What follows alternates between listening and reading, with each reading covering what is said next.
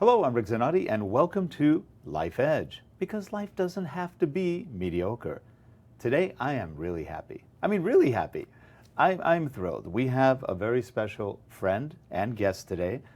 His name is Renaldo Lawrence, and we've seen him before on the eLearn Chat show. He's been on a couple of times there, and today we have him in person. Ronaldo, how are you today? Hey, I'm very well. It's extremely nice to be here. So what brings you out to Southern California this time? I know we saw you last time about March timeframe. Yes. And you were about to do some courses for lynda.com. Yes. Since then, you've done 2 courses. Yes. And just for those who don't know, Ronaldo has a great background. He started out, he was a basketball player, played with the Clippers, trained and coached basketball all around the world. Currently lives in England, where he is now an educator. And in fact, he's also one of the top 100 educators for Adobe, which is quite an honor, actually. Not too many people Thank you do very that. And he is now working in the English school system, trying to modernize it and make it much more engaging for the students. So what brings you down this time to Southern California? Well, I'm here to do another lynda.com course. And we're looking at trying to help teachers help themselves and trying to help our students. And what we're doing is the course this time is based around ideas that teachers can use in the classroom. So we're looking at different applications that students can use and teachers can use. We're looking at that whole spectrum of the app side of in the classroom. And we're just trying to make sure that when our kids graduate, that they are prepared for that world that's out there. It's a good goal. It's a wonderful goal, and it's one that is very dear to my heart. How did you wind up getting in education? You've been a coach for a long time. That is education in and of itself. But how did you get into educating at different levels of the school system and other things? You've been involved with education, what, about 20 years already? Yeah, about 22 years. Well, I started off playing basketball at Appalachian State University. And when I graduated, I did the Clipper thing for a minute, and then I went overseas. And one of the fantastic things about playing basketball is you get a chance to see the world. And I wanted to find out what was happening inside of schools. Because education has always been dear to me, because growing up I was not the best student. And I wasn't the best student in a lot of ways because I didn't find the content that engaging. And since now I find it extremely engaging, and I want to learn as much as I can. So going to these schools in these various countries, I decided that it would be nice if I could actually learn how I could help other people who were in my situation growing up. And I ended up in England after visiting these countries playing basketball, and just so happened one day my wife came home and said to me, I have a friend who they need a teacher for about 6 weeks because this young lady is pregnant, and do you want to help out? So I said yes. Well, that yes turned into 10 years at the same school, and then I went from teaching PE to teaching GNVQ, marketing, and then into IT. And then IT has just been the thing that has really rocked my boat for these years. And so I love what I do. I love what I do. And if you wouldn't pay me a penny, I would still do what I do. I love what I do. That's that passion of teaching, which is true. Once you get into teaching and you start working with students, and it's fun and it's rewarding. It's even better when you see somebody actually doing something with themselves. Yes. Have you had the opportunity of having students come back to you many years later and say, hey, coach, or hey, Mr. Lawrence, you made a difference in my life? It's funny because I get that constantly, and I got it the other day from a young man who I saw before I came to the States. And he was sort of in a really down and out way. And I got a text from him. And we met in the street and had a conversation. And the text said something along the lines of, wouldn't for you, there's no telling where I would be. And as you go along through life, you wonder sometimes whether you're doing the best things for these kids, because sometimes it doesn't seem like you're getting through to them. And I think what does happen is later on in life, like I did, you realize that education is important. And you look back on your life and you look back over people who have actually help you to make changes in your life. And I think that's what's happening now. And when I get those, it keeps me going and makes me want to help other children succeed. And I think because you never know what child is going to end up being who. Look at Mr. Obama. You just never know. So, and I always tell my kids, okay, when you leave me now, listen, when you become rich and famous, come back and get me and give me a job, okay? so I'm still waiting for that, but hopefully. But yeah, I love what I do. It is a lot of fun. And you know, it's interesting is you talk about things like that. And I have one story that I've told a lot of people throughout the years. There was one teacher I had in college, and his name was Milton Davis. He was an ex-football player. He was a wide receiver for the Baltimore Colts under Johnny Unitas back then. He was my advanced biology teacher, and he was also my counselor at school. This was when I was at LA City College. And he and I hit it off just from the beginning. He was a martial artist too, so that's how we met. I was looking for a sponsor for a club we wanted to do. Interesting. And he did. But then a friendship started, and it became a very good friendship for a good 15 or more years. I lost track of him pretty much around, I'd say probably early 40s, or probably early 40s. And one day I said, I've got to go track him. And I found him. He had moved to Oregon. Wow. And this is a guy, I just love this man. This man was one of those, he was an inspiration in every single way you could define the word. And you know, he was a guy who always said, you know, it's who you are. It's what you do. That's what defines you. Yes, it is. Everything else doesn't really matter. Right. And I finally located him in Oregon. He had said he wanted to retire up north, and he had a ranch, a gentleman's ranch in Oregon. He had moved up with his wife, who was a ballet teacher. Wow. And they were married, I don't know, probably 50 years or there and abouts. Moved up, and I said, I'm going to locate him. I found him through a reporter that had done an article on, in our midst, we have an ex-pro ball player who nobody knew about. He was a professor for 30 years. He had a doctorate in education, which he got after the fact. And he was a UCLA Bruin also, and you know, just a very gifted athlete when he played. And so I located him. I said, I'm going to go surprise him one day. And I was actually getting ready to book tickets, and I looked up. He had died. Oh, He had died literally a year before that. Wow. And I went, ah. And, you know, I told him as I've known him, thank you. Yes. But I hadn't really grown up yet to the point where I could say, you know, hey, not only do I want to thank you, but I really want to thank you. Yes. Because you were probably one of the biggest influences in my life that changed me around a bit from things I wasn't doing right or didn't care about. Or he was a great teacher. Yeah. And a good friend and a good mentor in just every sense of the word. And when you meet people like that, you go, you know, they're few and far between, but boy, you just don't want to lose those people. And yeah, you know, it's interesting because I was just home, and my mom is 90 in December, and we went around to visit one of the guys who's been probably, other than my parents, the most influential individual in my life, Coach Oscar Dason. And Coach Dason is 88. 88 already. 88 Okay. already. And he's still coaching. And no, he's okay. at home now. And what's really interesting is that what Coach used to do was, Coach would open up the gym on Fridays, Saturdays, and Sundays at 8:30 at night. And I always wondered why he would open it up so late. And then he would close the gym around 11:30. Okay. So what I later found out was the reason he did that was because once you finish playing, it's usually 11:30. Well, it's too late to go out to clubs. Kept you good. So he kept us good, and he kept us off the street.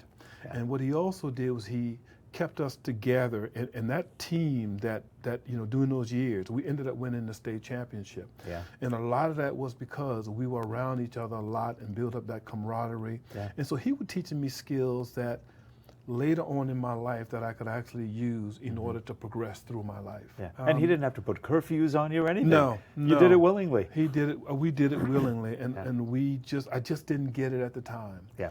And so, but one of the things that he did do for me, I think, is he gave me a sense of me. Yeah.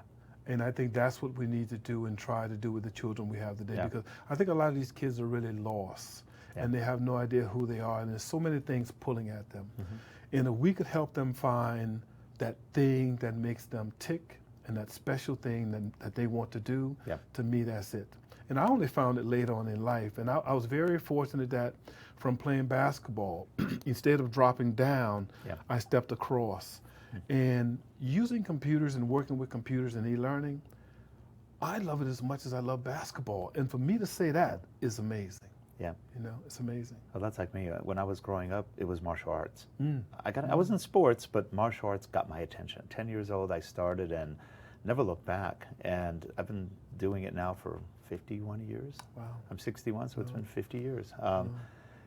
Loved it. Just loved it. And it kept me focused, kept me out of trouble, I think. Yes.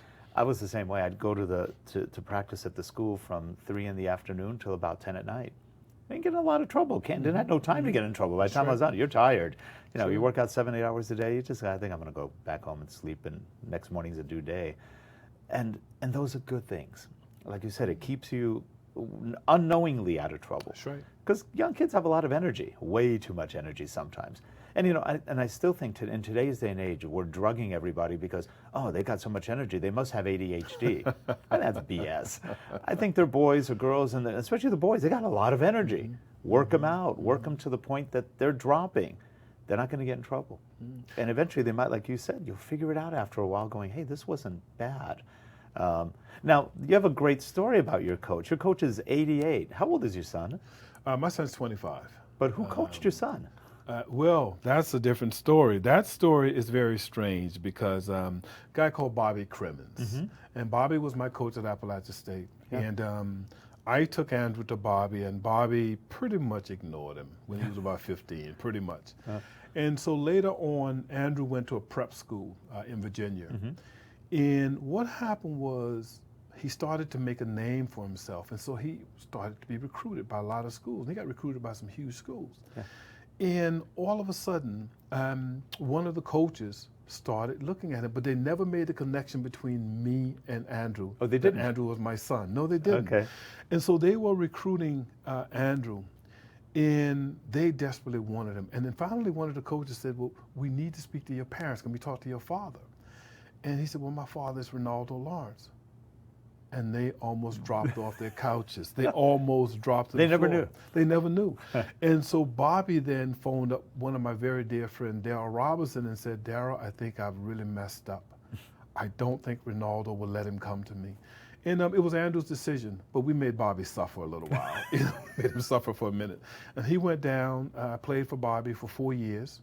After that, he got his degree, and then he played in the Olympics, in the 2012 Olympics for Great Britain. And we've just signed a contract to go to Spain to play in First Division. So I'm really proud of him. Great. Was he in Romania before? He was in Croatia. In Croatia? Played in Croatia, yeah. So he had a wonderful career in Croatia, and now he's off to Spain. So it's really nice. Cool. And I think the really cool thing is when your child can make more money than you, and they're half your age. So that's really, really cool. Is that something? So at that point you say, you know, son, it's time to pay back. It's Take time care to of hook daddy. Up. Yes, it's time to hook daddy up. Yes. So in your life, you've gone through a lot of different things. You've had literally 2 or 3 careers in different ways. What ties everything together for you? I think the thing that ties everything, well, there's 2 things. The first thing I think is Reid Hoffman has a book called The Startup of You. And I think it's the startup of me.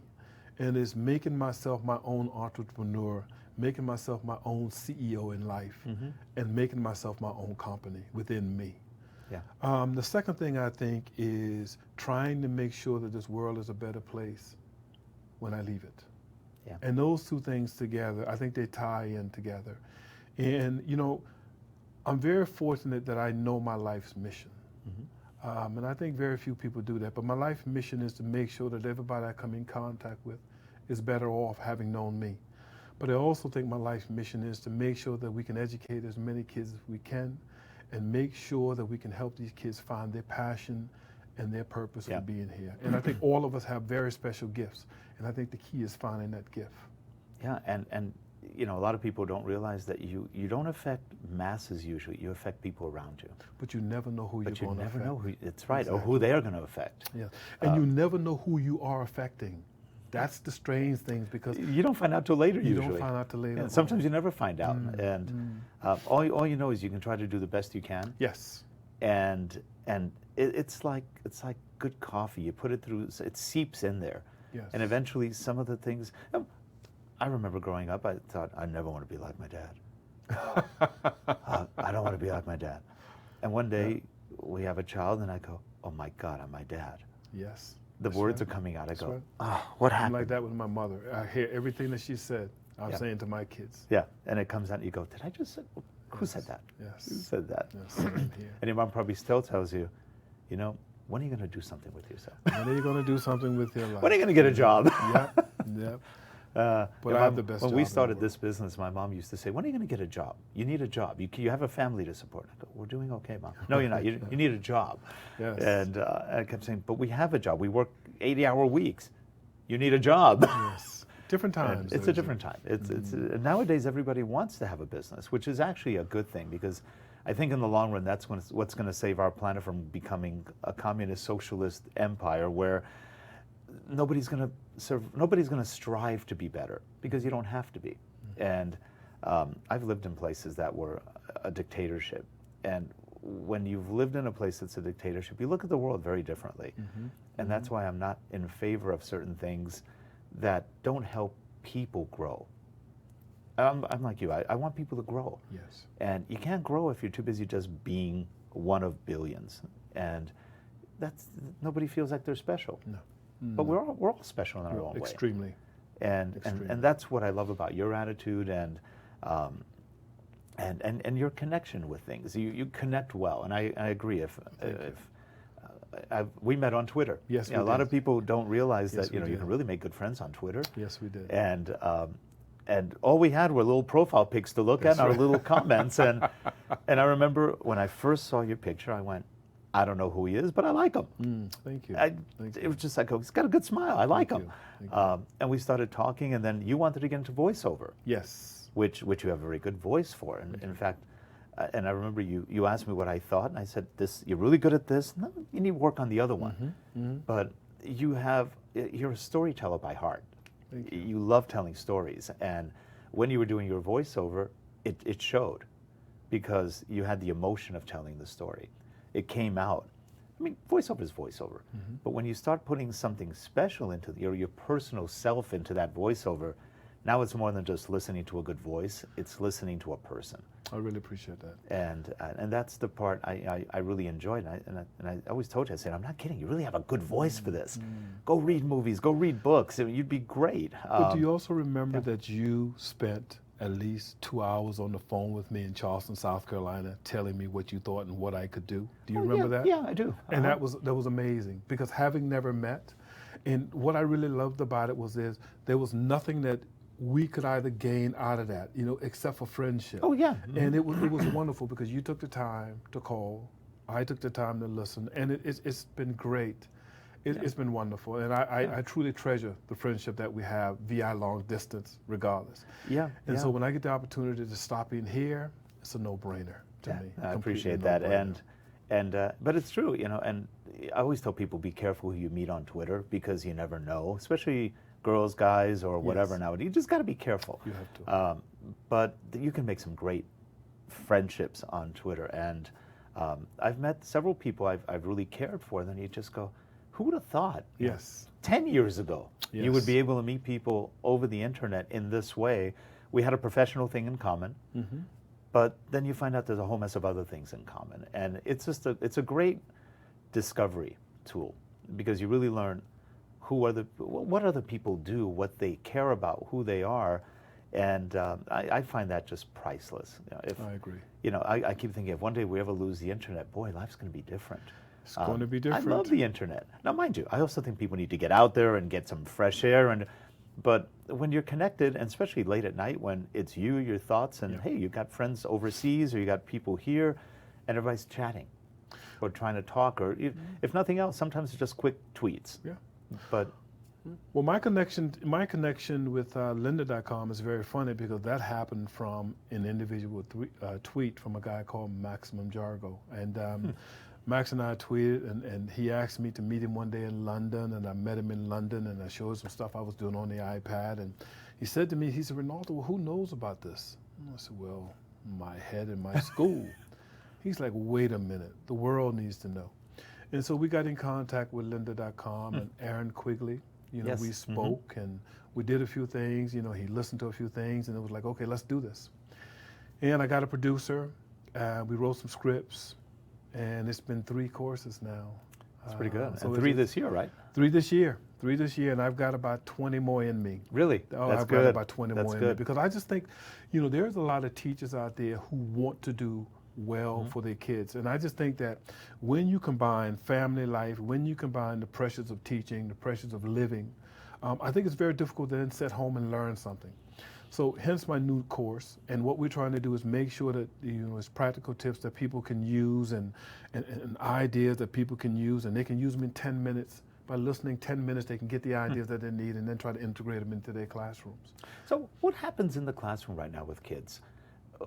I remember growing up, I was not a good student either. I did okay, it's just that I had no motivation because it was boring. I was bored out of my wits at school. I go, nothing was challenging me to think. Yep. I became a voracious reader as a child because that was my world. It was, Right. I could read for days, and at school I was bored. And I also had bad eyes, so they sat me in the back of the room, alphabetical. The Right. Z's didn't get a really good shot at this. So I'm all the way in the back going, can't see the board. Well, what am I going to do? Yes. I'll cause trouble. Yes. Yeah. So my parents came in and go, he's talking, or and then they moved me to the front, and I went, there's stuff on the board. Right. Wow. Right. And of course it got me out of trouble because I only had 2 people to talk to on either side of me, and they weren't paying attention to me. So Yes. it got me into a better straight. And of course, go to the next year, they put me back at the back on board again. Right. What do you think the biggest problem with education is as far as the interaction between teacher and student? I think, first of all, I think there's 2 things there. First of all, I think classroom sizes are too big. I think we have too many students in classes. And if we're going to continue to have this many students in class, I think we need another teacher in the classroom. I think that would be a tremendous help to teachers. Because I don't care how good you are, and you've got 30 kids in the classroom, you can't effectively get to every single child effectively, totally effectively. Yeah. And I think, you know, with your 3 learning styles, you know, you try to cater, you try to create content for the 3 learning styles. I think it's sort of difficult to do that when you're making sure that every child has what he or she needs.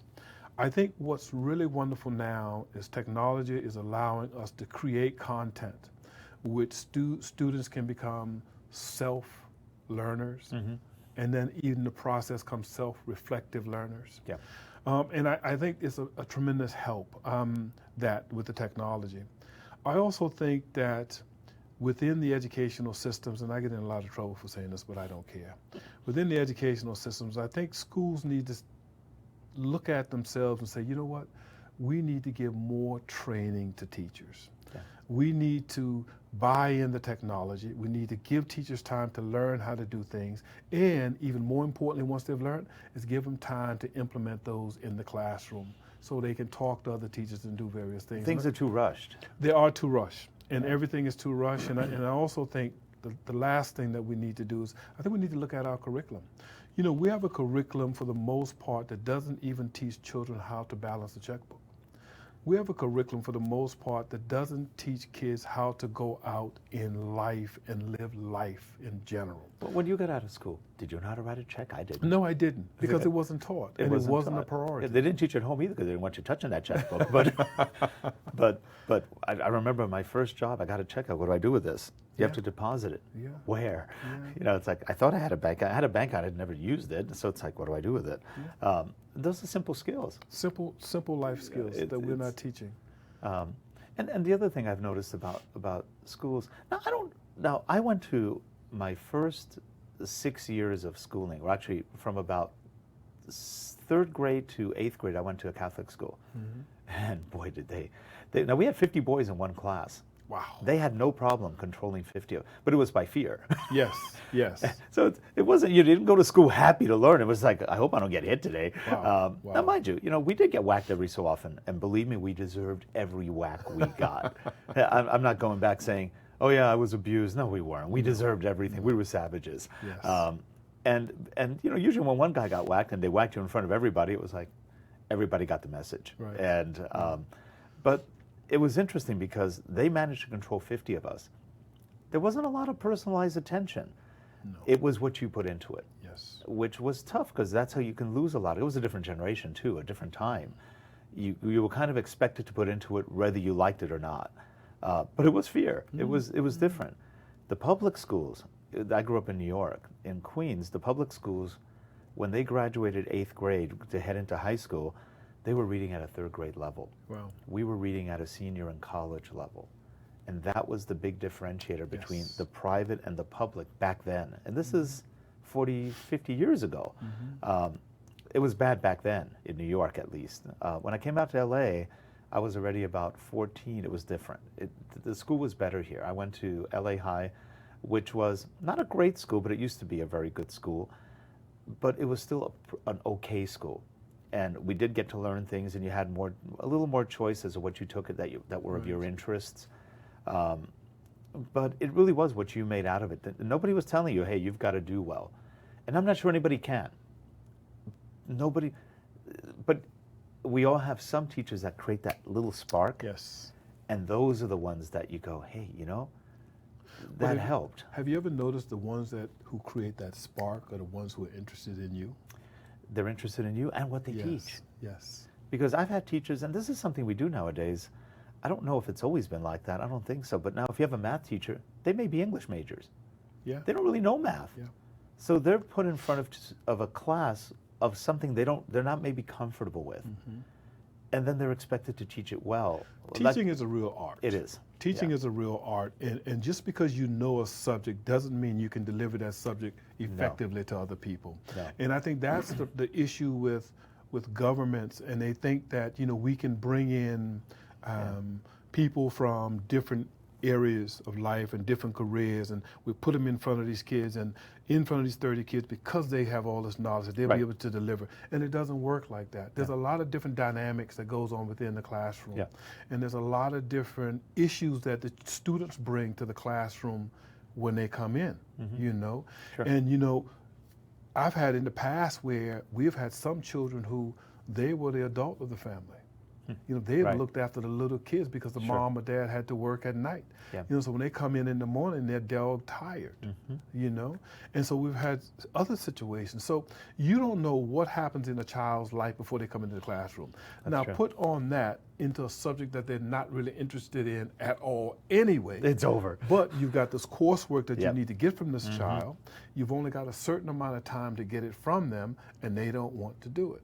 Plus, and one more thing that we teaching do. at a 3rd or 4th grade, reading at a 3rd or 4th grade level, so you have a lot of compound issues. Yep. And then one other thing that we haven't really adapted in all these years, we are still teaching on the agrarian schedule.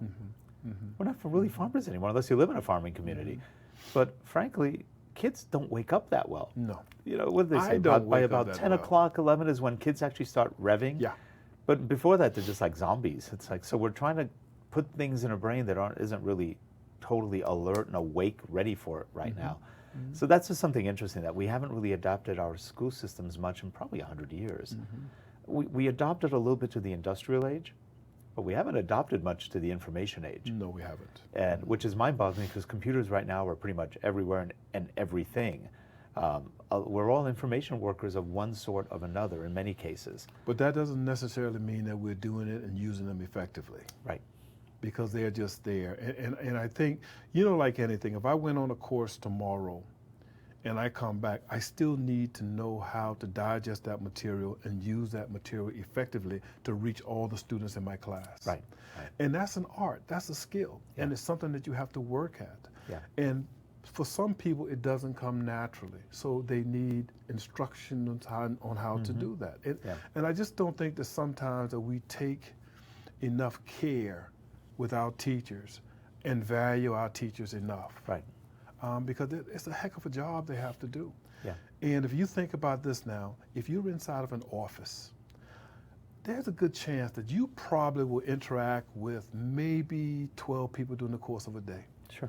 If you're in school, you've got 30 students, 5 periods a day, some schools for an hour.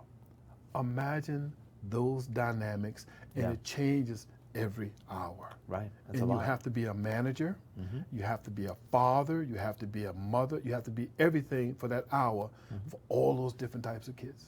Yeah. And so it's amazing. And you don't know if they've had a bad class before, You a have good no class. idea. You don't know.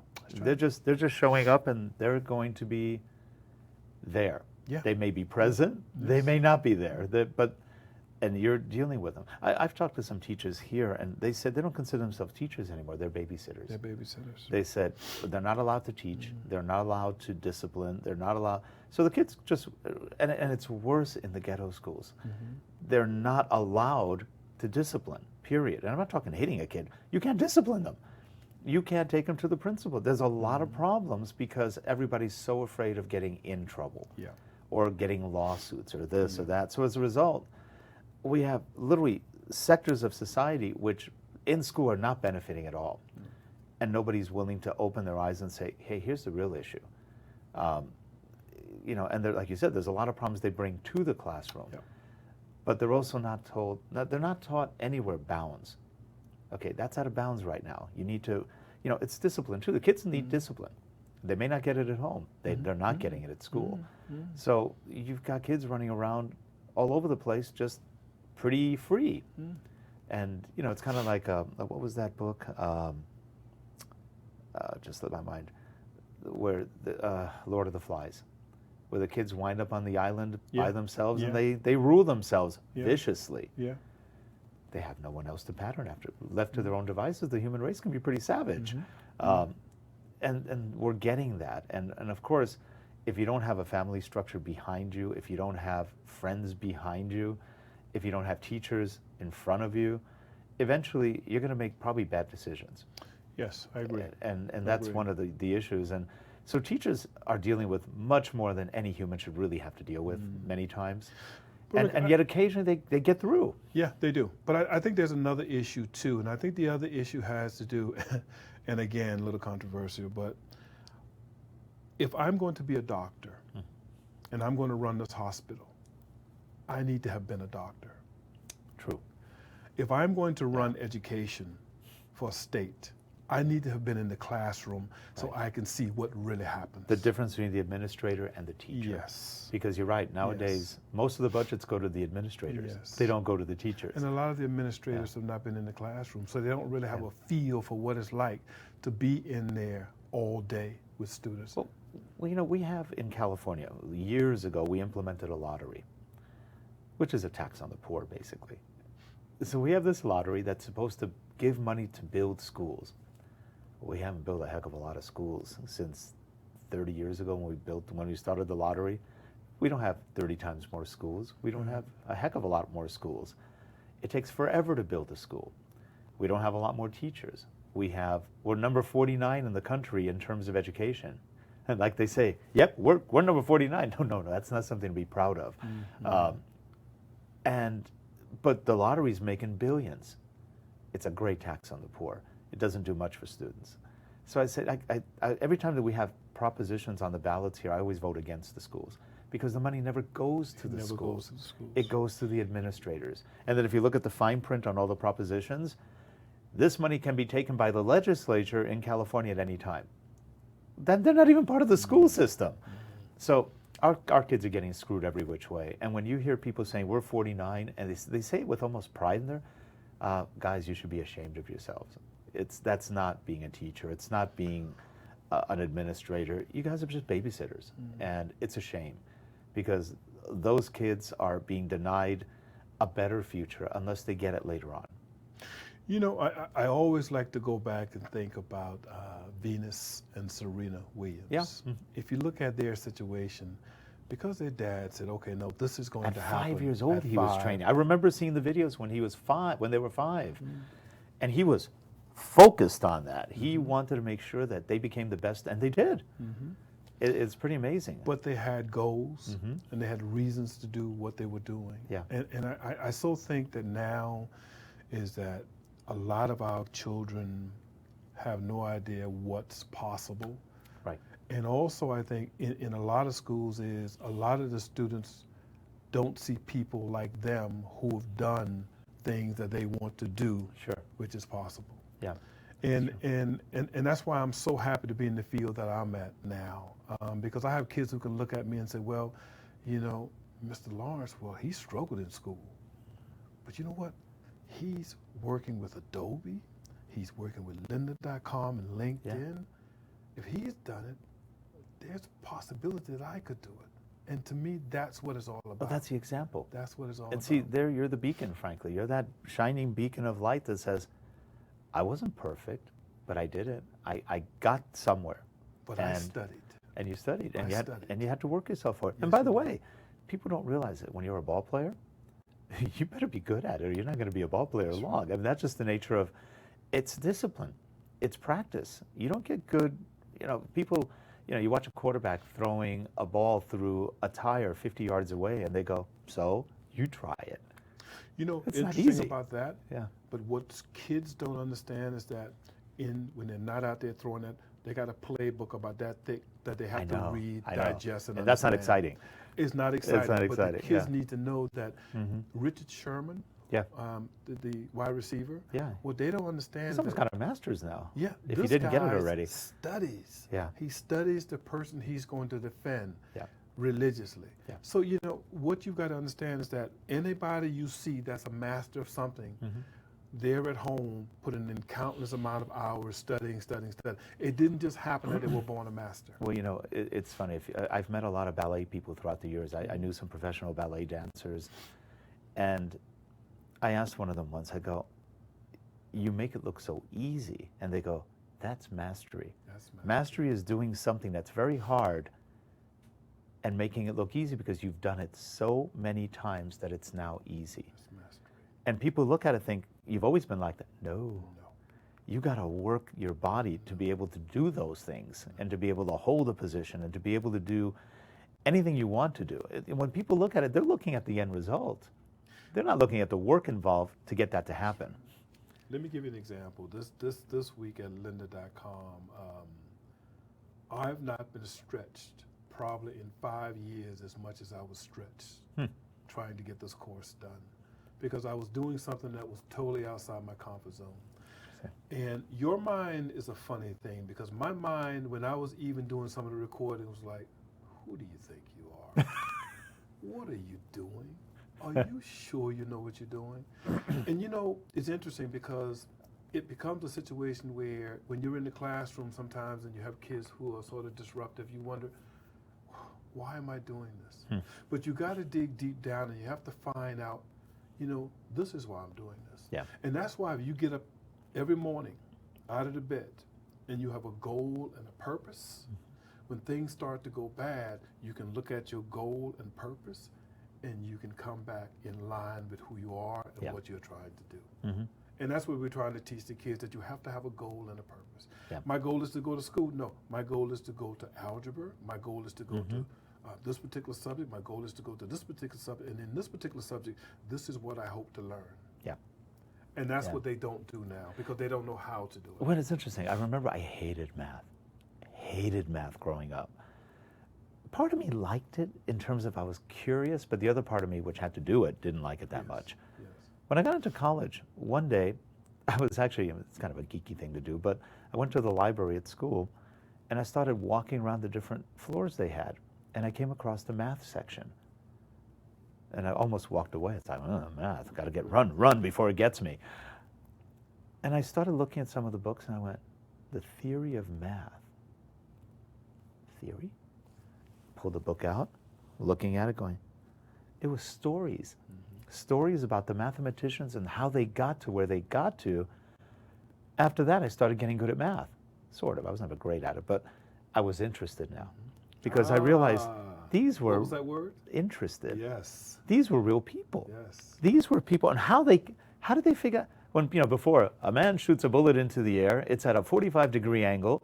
The bullet is a 45 caliber pistol, which has a 1,500 feet per second acceleration. At what point will it land? And I remember being a smartass in class, and I wrote, I'm really not into guns. And my teacher whacked me on the head. So, how about slaps on the head? Okay, got it. That was in college. And I realized I was in a physics class. And I realized, okay, I was being an idiot. But I didn't care why that. But then I started realizing, by knowing that, I know a whole mess more about reality, about how things happen. Can I solve the problem today? Probably not. I haven't done it in so long. But the problem is interesting now. You're right. But it all started just reading a book on the history of mathematicians, of who they were. It does. It does. And you know what kids don't realize today? That nothing is ever wasted. Regardless of what you do in your life, things will come back together to make you the person that you're going to be and help you in the career that you're going to eventually end up in. Yeah. Discipline is one for me. I used to be a person who wanted things to happen yesterday. And I've had to learn that there are steps. And those steps are put there because it's like giving somebody who's 12-year-old the keys to a car. Yeah. You're not ready. Yeah. So therefore, those steps are put there for a certain reason. It's building that foundation. It's building the foundation. And I think with maturity, that comes. I had a martial arts teacher who used to always say, if you have to hurry, hurry slowly. I was going, I'm 19. Yeah. Slow? Hurry slowly. It took me a while. And then I finally understood kind of the rabbit and the hare and the tortoise and the hare. Yeah, if you're rushing, you usually don't get there any faster. More often than not, something happens along the way. And also you miss steps. That means you're missing that foundation. Yes, and you people things. Rush to say, and I see this a lot nowadays, everybody says, I'm an expert in something. Really? How long have you been doing this? Oh, 6 months? You're not an expert. You're not an expert. You're not an expert. You may know it a little bit, but you're not an expert. You may know how to do it at a high level, but do you understand why you're doing it? No. I think we go back to that thing you mentioned, mastery. And Robert Greene, I think is his name, has a wonderful book called Mastery. And he also has another great book called The 48 Laws of Power. I think I've read that one. I've read it twice. It's marvelous. It's absolutely fantastic. Yeah. And I think it all, to me, everything centers around being your own CEO. Yeah. Well, you know Patty Shank, right? Yes. Patty Shank wrote a book. Wonderful woman. She wrote a book recently, which I had the pleasure of reviewing for her. It was called Be the Best Boss of You. Yes. And she takes it, and she's also very spiritual, and she incorporates that into the book, but without talking about spirituality. It's a total person, isn't it? It's a total person. It's your connections to God, to life, to everything. And whatever God that might be for you. Exactly. Whatever God that might be for you. And she says how you interpret it and how you live it, just live well and be your own. Nobody's going to be your boss that you may like. You got to be your own boss. And be a boss correctly. Guide yourself in the right direction. Yes. Put that sail up and just let things, not just the wind, but you guide it. And take responsibility. Yeah, that's it. Accountability, responsibility, because nobody else will.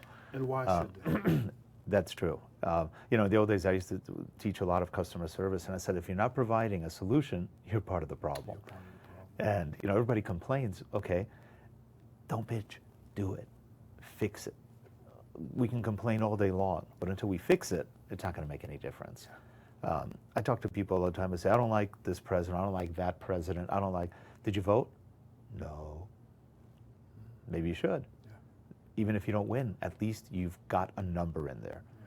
One of the things I love about the United States is that every state has its own representatives. Yeah. Unlike England, where I live, the prime minister runs everything. Theoretically, because right now we're not being represented too well. I mean, it's all corporate money representing us, which is good and bad. But at least, therefore, you can see how you can do things inside of your state. You can change. You can make changes. Yeah. And if you don't like where you are, then move. That's true. And if you don't like where you are, shut up and do something about it. Exactly. And you have the options. I used to complain a lot until I woke up one day and I was talking to my mother and I was saying something and she said, well, what's your plan? I was like, whoa. What do you mean, what's my plan? What's your plan? Yeah. All I've heard you do is talk. So what's your plan? There's a book that I just absolutely adore. And the book is by John Gordon, and it's called The Positive Dog. It's a fabulous book, absolutely fabulous. And he has another one that I can't think of the name of now, but he has a series of books, and his most recent book is called The Carpenter, in which this guy was in an accident. I have The Carpenter. I haven't read it yet. I bought it. It's You one of should those read I it. bought. I need to read it. It's Yeah, it looked absolutely interesting. fantastic. And it teaches you, again, it teaches you patience, and it teaches you that steps are very important. Yeah. And it teaches you to maybe sit down, reflect, and it ain't that important. Yeah. That stuff that is you're stressing out about, Right. it ain't that important. Right. You A lot of it's maintaining your center, maintaining your center. keeping yourself balanced. While things are in turmoil around you, when they teach, for example, first responders, whether it's an ambulance, emergency, paramedics, fire, police, they're usually taught to maintain a calm about them because, you have command and control where they have to issue orders. That's kind of how a coach usually coaches. You're getting screamed at sometimes. Move it, move it, move it. But they've got to keep a center going because otherwise you become part of the situation and you can't function. When you see people hurt in accidents, if you get to the empathetic level at that point, it's too early. You're not going to function. You've got to get it done, and then you just have to get rid of that energy and anxiety later. Yes. And it's a tough one because, when people say, "How do you do that?" When you're in sports, how do you handle the pressure of winning or losing? At the moment, you're not thinking about it. No, you don't. You're playing. You're playing. You're playing. If you think about it, you're not playing too well because now you're thinking about what you're going to do rather than what's happening. And they say that all the time about anybody who's an athlete. When they're on the field, they look really good. Again, it's back to the mastery thing. They're good at what they do. They practice it over and over and over again. And back to the planning thing. Back to planning. Make sure you have a plan. Every day you've got a plan and a goal. Yep. Because if you don't, you can just lay in bed and think, what am I going to do today? Well, I have a plan and a goal. Yeah. What I'm trying to do now, and it's very interesting because I've been talking to Aaron about running some programs in the UK for our youth. And what we're looking at is starting up a program where our students will come in probably 4 hours a day, and we will do some computer stuff with them and then some other athletic stuff with them. And we think it's a goal. And because I want to make sure that the young people that we have, that these guys know that they're valuable, that they can do anything in the world that they want to, and I don't want them to hear the word no.